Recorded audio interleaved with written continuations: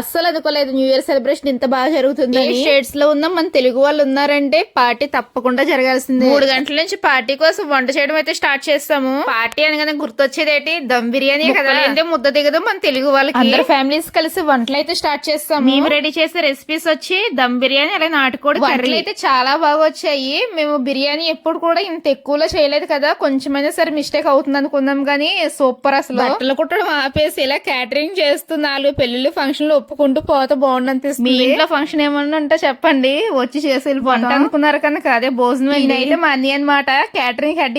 వంట అంతా కంప్లీట్ అయిపోయింది. ఇంటికి వెళ్ళి ప్రతి ఒక్కరు రెడీ అయితే వచ్చేసాము.